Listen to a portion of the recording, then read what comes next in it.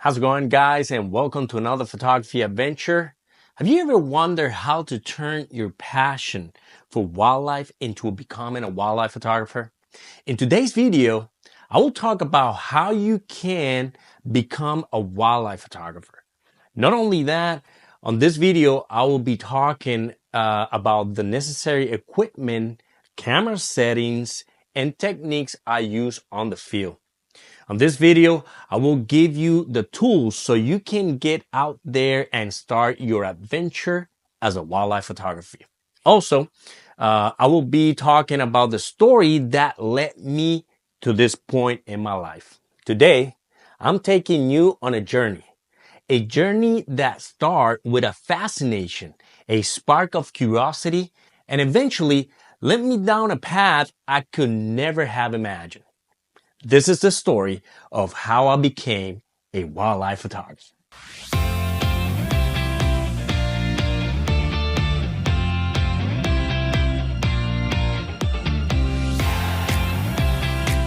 Before we start, remember that I will talk about necessary equipment and budget-friendly equipment alternative for wildlife photography, camera settings and techniques I use on the field. But before that, let's talk a little about how everything started.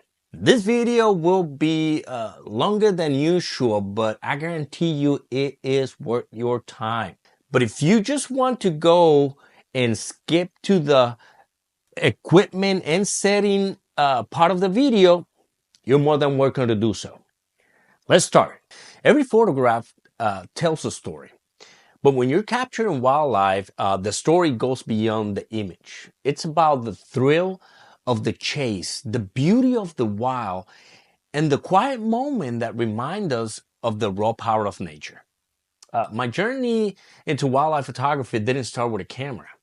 It started with a passion, a fascination with the natural world. Growing up, I was always drawn to wildlife. I remember watching nature documentaries in National Geographic, Discovery Channels, Animal Planet, and watching the legendary Steve Irwin wrestling with a crocodile. It's croc saving time. It was then when I knew there was something special about the way animals move and interact with their environment. But my curiosity didn't stop there. I was determined to create breathtaking images. So I decided to buy my first DSLR camera. It wasn't anything fancy. It was a Canon Rebel XTI, but oh my God, I was taking pictures of everything. I didn't know it then, but those small steps were shaping my path towards photography. Now, looking back at those pictures, they were bad, blurry, crooked, overexposed, underexposed, but it didn't matter. What mattered was the feeling. Every click of the camera made me feel more connected to the world around me. I started educating myself in photography. The more I learned, the more I realized how much I still had to learn. But that was part of the fun. The journey was just beginning. I was getting more and more passionate, so I decided to pursue a college degree in photography. Once again, I will upgrade my equipment and even start my own wedding photography business. But no matter what I was doing, I felt something was missing. It wasn't until 2 years ago that a very good friend of mine who happened to be a photographer was telling me about how he has this lens he wasn't using, a Canon EF 100 to 400 millimeters. You know, the very first one, you know, the pump one, the one that you have to extend with your hands.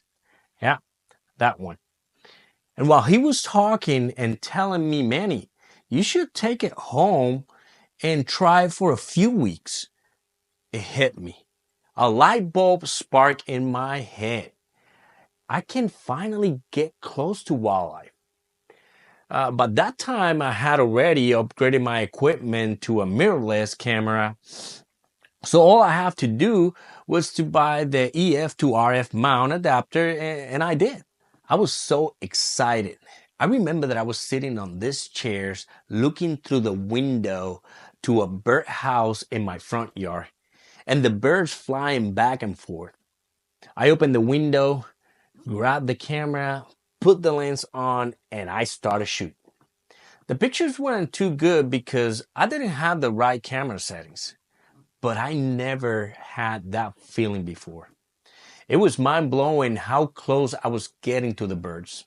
When I opened the images in my computer, I was amazed by the beauty of those birds, something it was quite difficult to see from a distance with an AKI. It was right there where my passion for wildlife photography began. It was at that moment when I told myself, you need a better lens for this. When I started my research on what was the best lens for wildlife photography, I honestly struggled. I didn't know what to buy. I really want to be a wildlife photographer, but I didn't want to break my bank account because long lenses can get very, very expensive. Luckily, I came across with a video about a brand new lens from Canon that was promising to change the game for wildlife photographers enthusiasts. The Canon RF 200 or 800 millimeters. And after watching infinite numbers of videos, I finally bought it and I love it. So let's talk about equipment. Here I have my Canon R6 Mark II. This is a 24 megapixel full frame camera. The ISO on this camera goes from 100 to 102,400. This camera have a raw burst mode of 30 frames per second, and you can even go up to 40 frames per second on electronic silent shutter mode. Also, one of the best settings is the automatic subject detection of people, animal, and vehicles, including eye detection. Now, if you like to take videos, this camera record 4K at up to 60 frames per second and slow motion 120 frames per second at 1080p. In general, this is a great camera with incredible image quality. Now, here I have the Canon RF 200 800. This goes from f6.3 to f9. This is the best budget-friendly lens out there for wildlife photography in my opinion. It's sharp, quiet, and not too heavy. There are other cheaper and more expensive options, but this one is, in my opinion, the best for the money. And if you want to know more about this lens, I will be posting in the description down below the link video of me talking about the specifications and the reason I chose this lens. Or you can click on it at the end of this video. And what's the price of this equipment? Well, the Canon R6 Mark II body price at the time of this video, it's on sale for $2,299, or you can buy it renewed for $1,695. The Canon RF 200 800 millimeter price is $1,899. So you are looking at $4,198 if you buy everything new. But Manny, I really want to do wildlife photography, but I don't have that cash. Well, don't worry, because I will go over a few options that are more budget friendly. Now, before that, I want you to understand that cheaper equipment may compromise image quality and camera capabilities. This is very important to know before you invest in any camera gear. So let's start with the budget-friendly camera bodies. I want to clarify that I will be talking more about Canon equipment because it is what I've been using for the last 15 years. But I've been doing some research in other camera brands so I can give you the best options for your money. So let's start on the Canon side. We have the Canon RA. This is a full frame camera with 24.2 megapixels. It have the raw burst of 30 frames per second and subject detection. This camera is priced at $1,299. Moving on, we have the Canon R7. This is an APS-C sensor with a 32.5 megapixels. Again, 30 frames per second, raw burst, and subject detection. This camera price is $1,499. Or if you like Nikon or Sony, you have camera like Nikon Z6 Mark II. This is a full frame at $1,496, or the Nikon Z5 Mark II APS-C at $906. If you go with Sony, you have the A7 full frame at $1,398, or the Sony A6600 is a APS-C at $998. And now let's see some budget-friendly lenses. And this is where it gets tricky. And I will explain the reason why. So let's start with the Canon 800mm Prime f11 at $999.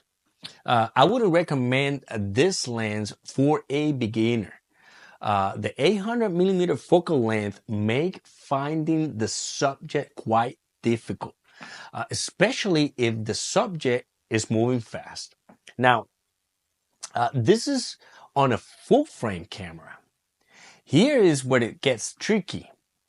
If you pair this lens with an APS-C camera like the Canon R7, you will have a focal length of 1,280 millimeters.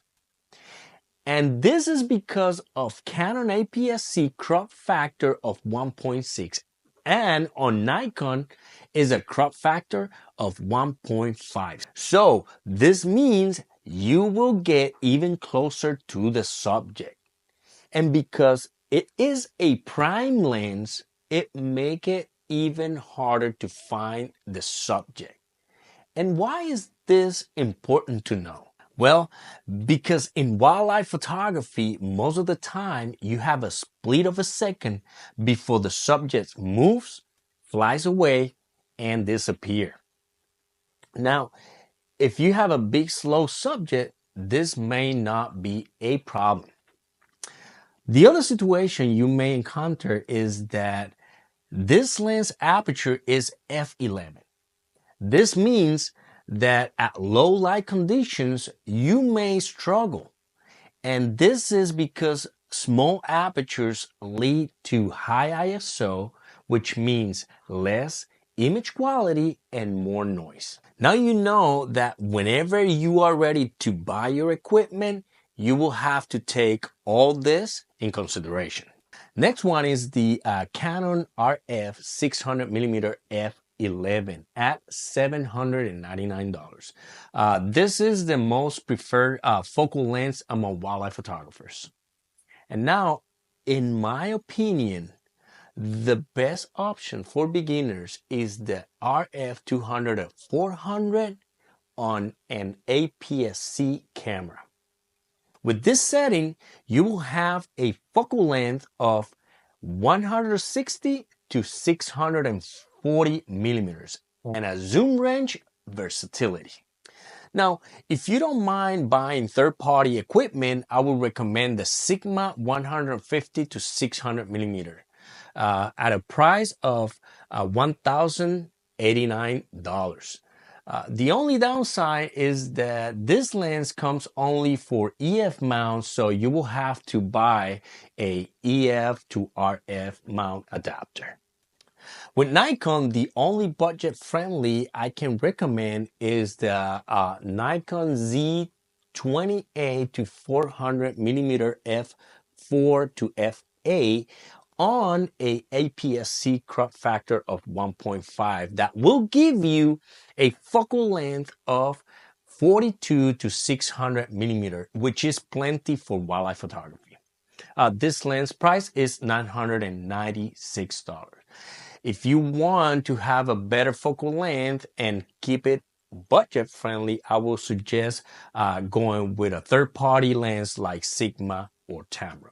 And on the Sony side, we have the Sony E70 to 350 millimeters.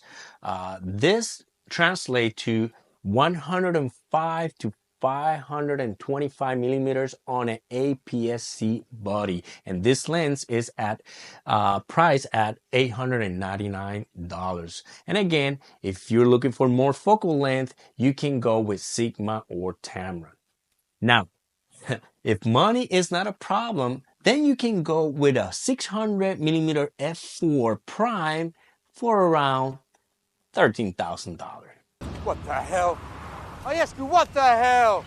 I think that I have covered most of the equipment, but my last suggestion is that before you buy any equipment, make sure to conduct your own research so you buy the equipment that better fit your needs. Having said that, let's talk about my recommended camera settings for wildlife photography. Now, the first one, and I know this can be intimidating for a beginner, is to change your camera mode from auto to manual mode. In any kind of photography, this is very important. As a photographer, you always want to be in control of your camera and not the other way around. In auto mode, the camera will decide every setting for you, and we don't want that. Now, the second and very important setting as well is shoot in RAW, not JPEG. The RAW file will preserve all the image details while the JPEG is a compressed file. The RAW file have a wider dynamic range and greater color spectrum, and this will make your post-process more easy. And now let's talk about shutter speed, aperture, and ISO. This will be the heart of your wildlife photography. You need to have these three settings on a specific way in order to get sharp and well exposed pictures. So let's start talking about ISO. This is the only setting I will suggest you to have in auto. Auto ISO is crucial, and the reason why is because light conditions are constantly changing when you're outside. Let's say you are taking a picture of a bird flying or a zebra running, and you're panning your camera, right, following the subject. Well, sometimes the subject will go from direct light to shade, or a dark cloud get over you and will change your light conditions dramatically. So there's going to be a big chance that the best pictures that you're taking, right, when it gets into the shade will be underexposed. And if you go from shade to direct light, there's a big chance that your picture is going to be overexposed if you have a fixed ISO. When using auto ISO, the camera will decide the right ISO setting for the current condition, allowing you to focus on other aspects of your shot like aperture and shutter speed. Next setting is aperture. This setting depends on the lens that you will be using. For example, my 200 to 800 millimeters go from f6.3 to f9 at 800 millimeters. But every lens has a sweet spot, meaning an aperture where the lens sharpness is at its best. So in my case, at 800 millimeters, that sweet spot is f10. So my suggestion then is find the sweet spot on the lens you will be using and change the aperture only if you want a specific depth of field in your photo. So most of the time in wildlife photography, we will be using large apertures because we want to separate the subject from the background, meaning a background completely out of focus. So keep that in mind. And the last setting is shutter speed. This is a setting you will be changing constantly, and I will explain why. The first thing you want to know is that you want to keep your shutter speed at or above your focal length. If I'm shooting at 800 millimeters, my shutter speed should not be below 1/800 of a second. If you go below that, you may have some motion blur in your image. But Manny, what about the image stabilization? Well, I will only use it if my subject is completely still. Other than that, I will stay above the focal length. Now, I say this is the setting you will be constantly changing. And this is why. The shutter speed you use will depend on multiple factors. Is your subject not moving? Is it flying? Is it running? Is it big or small? So let me walk you through it. Again, if I have a completely still subject, I will have a shutter speed of 1/800 of a second. If the subject is big and moving slow, I will have a shutter speed of no less than 1/1600 of a second. If it's a big bird flying like an eagle or a deer running, I will have a shutter speed of 1/2500 of a second. And if you have a small subject moving fast like a hummingbird and you want to freeze the action, you will need a shutter speed of 1/3200 of a second and sometime higher. So I hope you're getting the idea. Now, take in consideration that the faster the shutter speed, the higher ISO you'll get. And high ISO means less image quality and more noise in your image. And sometimes that is exactly what you're going to have. Sometimes you will have to deal with high ISO. And that's completely fine. Good thing we have great softwares that are great at denoising those noisy images. Now, don't rely only on the software. Remember, you always want the best possible image coming out of your camera, meaning good exposure, sharp images, and good composition. So those are the three most important settings you have to master for wildlife photography. Now, don't get discouraged if you don't get it right away. When I first started out, it was a bit of a struggle. I remember missing so many great shots because I didn't understand the settings well enough. One moment I'll be too slow on the shutter speed, and the next I'll expose or overexpose a shot and lose all the details in the highlights. The frustration was real. And that is the thing about wildlife photography. It doesn't give you second chances. The animal don't wait for you to figure it out. So I had to learn fast.